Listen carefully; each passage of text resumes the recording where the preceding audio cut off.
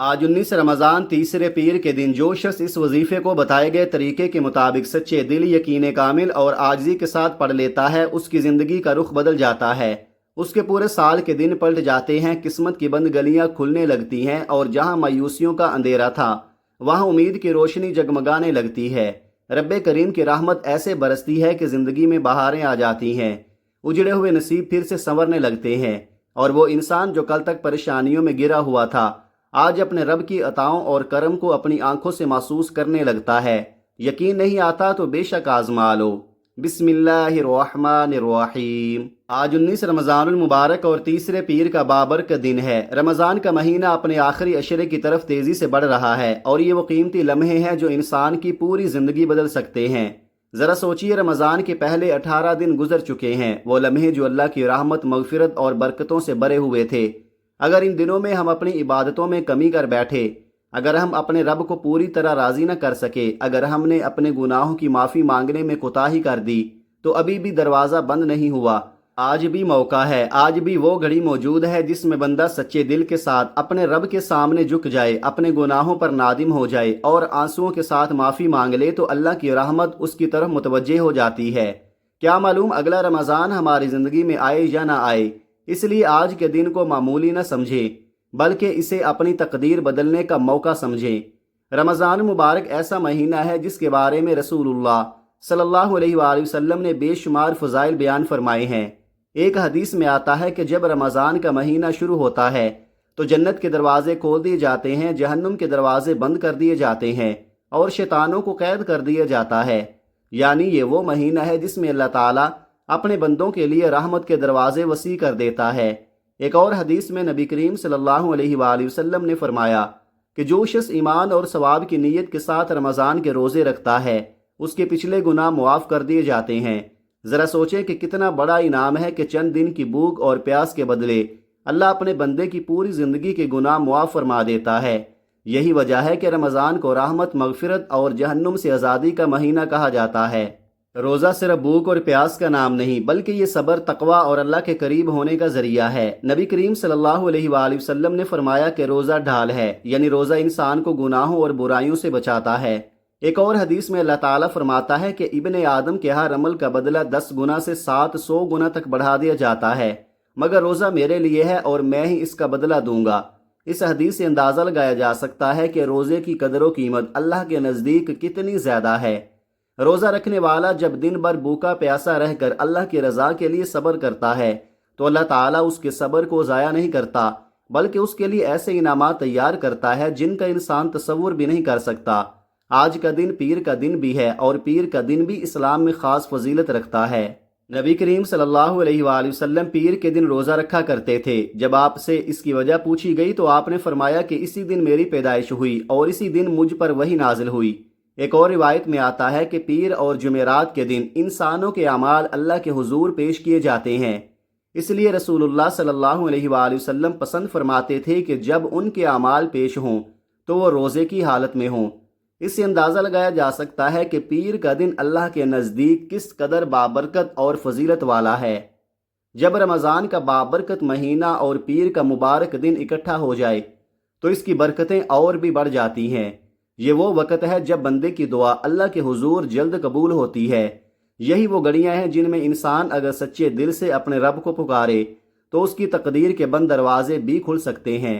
آج اگر کوئی شخص کاروبار کی پریشانی میں مبتلا ہے، دن رات محنت کے باوجود رزق میں برکت نہیں ہو رہی، اگر کوئی شخص بے روزگاری کی وجہ سے فکر مند ہے، اگر کوئی قرضوں کے بوجھ تلے دبا ہوا ہے اور اسے کوئی راستہ نظر نہیں آ رہا، یا اگر کسی کے گھر میں جوان بیٹیوں کے رشتوں کی فکر ہے، تو آج کا دن دعا کرنے کا دن ہے۔ آج اللہ کے حضور ہاتھ اٹھا کر مانگ لے، کیونکہ رمضان کے مہینے میں مانگی گئی دعا رد نہیں ہوتی۔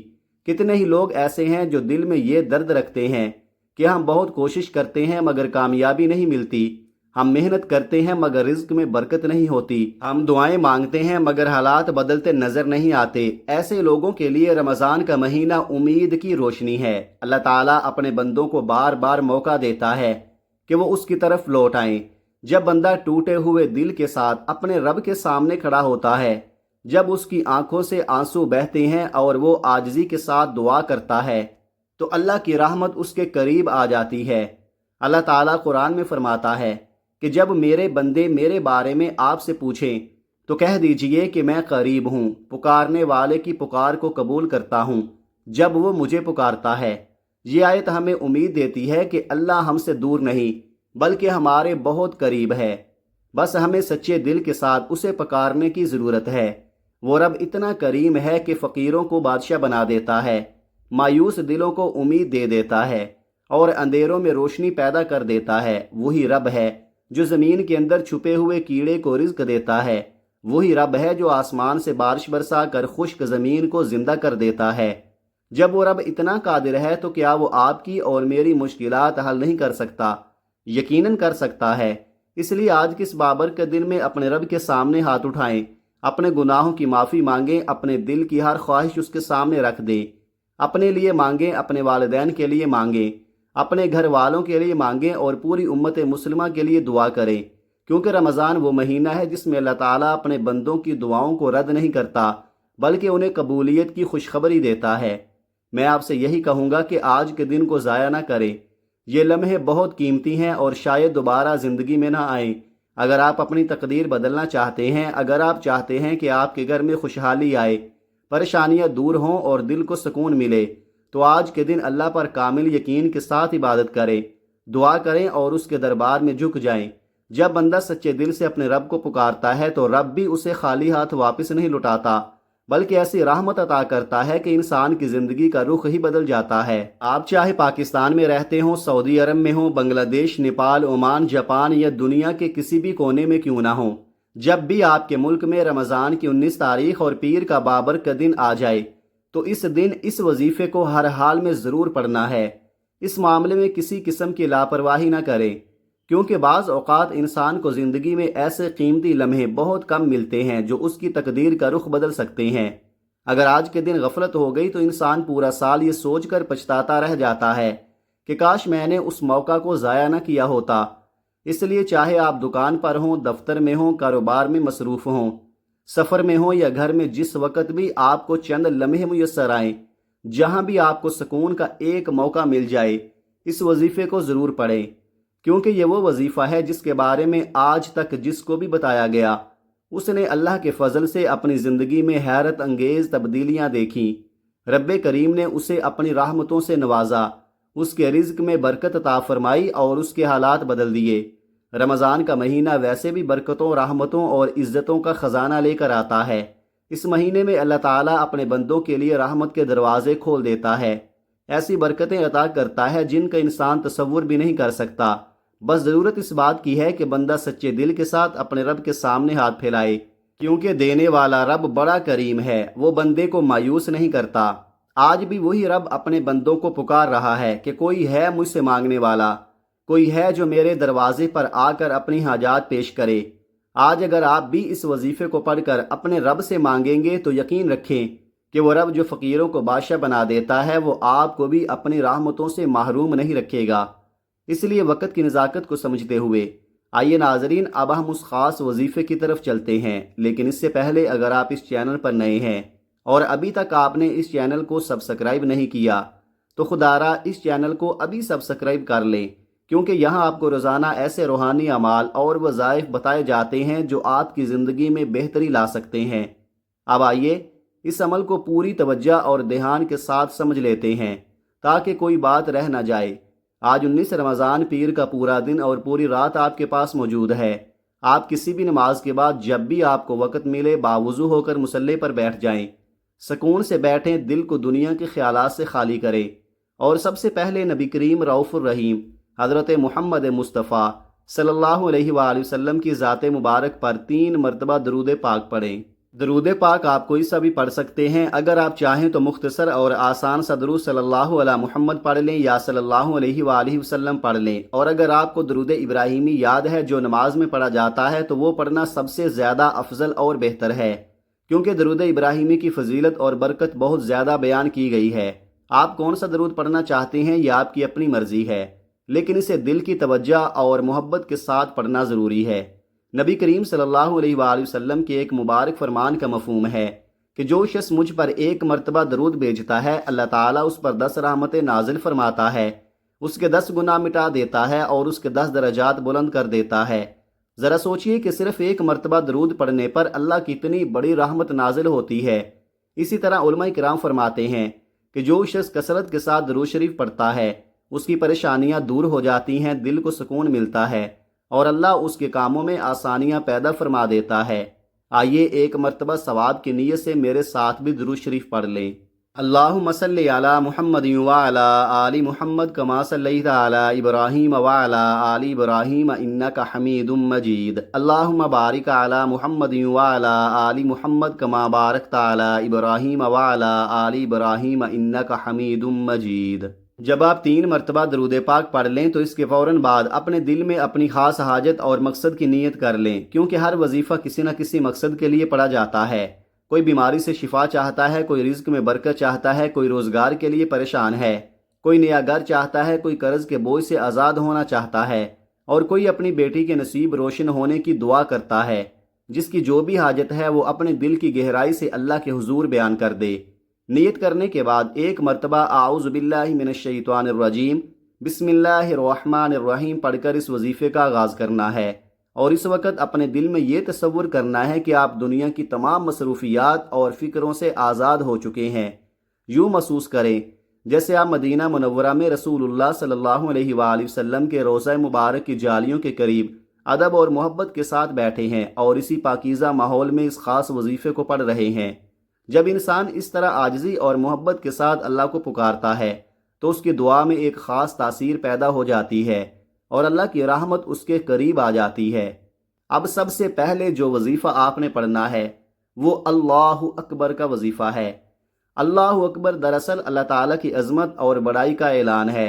اس کے لفظی معنی ہے کہ اللہ سب سے بڑا ہے، ہر طاقت سے بڑا، ہر مشکل سے بڑا، ہر مسئلے سے بڑا۔ جب بندہ اپنے دل میں اپنی حاجت، اپنی پریشانی اور اپنے مقصد کو رکھتے ہوئے اللہ اکبر پڑھنا شروع کرتا ہے تو وہ گویا اپنے رب کی بارگاہ میں یہ اعلان کر رہا ہوتا ہے کہ اے اللہ، میرے حالات چاہے کتنے ہی مشکل کیوں نہ ہوں مگر تو ان سب سے بڑا ہے۔ اور جب بندہ اس یقین کے ساتھ اللہ کی بڑائی بیان کرتا ہے تو اللہ تعالیٰ غیب سے ایسے راستے پیدا فرماتا ہے جن کا انسان نے کبھی تصور بھی نہیں کیا ہوتا۔ ذرا تصور کریں جب آپ عاجزی کے ساتھ اللہ اکبر پڑھتے ہیں تو آسمانوں میں موجود فرشتے اس ذکر کو سن لیتے ہیں، وہ آپ کے اعمال کو اپنے پروں میں سمیٹ کر رب کریم کی بارگاہ میں پیش کرتے ہیں اور عرض کرتے ہیں کہ اے ہمارے رب، تیرا ایک بندہ تیری بڑائی بیان کر رہا ہے، وہ تیرے نام کا ذکر کر رہا ہے، وہ اپنی حاجات اور فریاد کے ساتھ تجھے پکار رہا ہے۔ تب رب کریم اپنی شان کرم سے فرماتا ہے کہ اے فرشتوں گواہ رہنا، میرے اس بندے نے مجھے پکارا ہے، میری بڑائی بیان کی ہے، لہذا میں اس کی دعا کو رد نہیں کروں گا، اس کی حاجات پوری کر دی جائیں۔ اسی لیے اس ذکر کی تاثیر بہت زیادہ ہے۔ جب بندہ سچے دل سے اللہ کی عظمت کو مان لیتا ہے تو اللہ تعالیٰ اس کے لیے آسانیاں پیدا فرما دیتا ہے، اس کی مشکلات کو دور کر دیتا ہے اور اس کے لیے کامیابی کے دروازے کھول دیتا ہے۔ اب ذرا توجہ سے سن لیں کہ آپ نے اللہ اکبر کو کس طرح پڑھنا ہے اور کتنی مرتبہ پڑھنا ہے۔ اللہ اکبر 1 بار ہو گیا، اللہ اکبر 2 بار ہو گیا، اللہ اکبر 3 بار ہو گیا۔ اس طرح آپ ہاتھوں کی انگلیوں پر پڑھ لیں، آپ تسبیح کے دانوں پر پڑھ لیں۔ آپ نے 11 بار پڑھنا ہے۔ یہ اللہ کی شان ہوتی ہے اور اس کی قدرت کا انداز بھی یہی ہے کہ جب وہ اپنے بندے کو دینے کا فیصلہ کر لیتا ہے تو پھر وہ کسی ظاہری سبب کا محتاج نہیں رہتا۔ وہ نہ انسان کی کمزوریوں کو دیکھتا ہے اور نہ اس کی ظاہری حالت کو، بلکہ اپنی رحمت سے ایسے عطا فرماتا ہے کہ انسان حیران رہ جاتا ہے۔ اللہ کے نیک بندے فرماتے ہیں کہ جو شخص اخلاص کے ساتھ اللہ کی بڑائی بیان کرتا ہے اللہ تعالیٰ اس کے لیے رزق کے دروازے کھول دیتا ہے، رکاوٹوں کو ہٹا دیتا ہے، بندشوں کو توڑ دیتا ہے اور پھر اس کے قدموں میں آسانیاں آنا شروع ہو جاتی ہیں۔ پھر وہی انسان جس کے راستے بند ہو گئے تھے، جس کے حالات بگڑ چکے تھے، جس کے دل میں مایوسی آ گئی تھی، اللہ کی رحمت سے اس کے لیے کامیابی کے دروازے کھلنے لگتے ہیں۔ وہ جس کام کی طرف قدم بڑھاتا ہے اس میں برکت ہونے لگتی ہے، جس چیز کو ہاتھ لگاتا ہے اس میں آسانی پیدا ہو جاتی ہے اور وہ نعمتیں بھی ملنے لگتی ہیں جو شاید ساری زندگی اسے نہ مل سکی تھیں۔ یاد رکھیں، آپ نے صرف 11 بار اللہ اکبر پڑھنا ہے۔ سوچئے 11 مرتبہ پڑھنے میں کتنا وقت لگتا ہے۔ شاید 1 یا 2 منٹ سے زیادہ نہیں، لیکن اگر یہ 2 منٹ اخلاص، یقین اور توجہ کے ساتھ گزارے جائیں تو یہی 2 منٹ انسان کی تقدیر بدل سکتے ہیں۔ اس لیے جلدی نہ کریں، سکون سے، ادب کے ساتھ اور دل کی گہرائی سے 11 مرتبہ اللہ اکبر پڑھیں۔ جب آپ پہلے نمبر پر 11 مرتبہ اللہ اکبر پڑھ لیں گے تو گویا آپ نے اپنے رب کو راضی کر لیا۔ اب وہ لمحہ آ جاتا ہے جب بندہ اپنے رب کے سامنے اپنی حاجات پیش کرتا ہے۔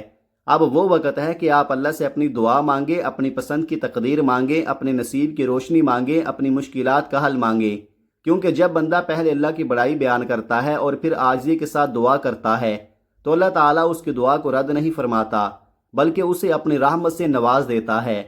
اب دوسرے نمبر پر جو وظیفہ آپ نے پڑھنا ہے وہ ایک قرآنی سورت کا وظیفہ ہے، اور یہ سورت سورہ اخلاص ہے۔ سورہ اخلاص قرآن پاک کی وہ عظیم سورت ہے جو اللہ تعالیٰ کی وحدانیت، اس کی یکتائی اور اس کی بے مثال شان کو بیان کرتی ہے۔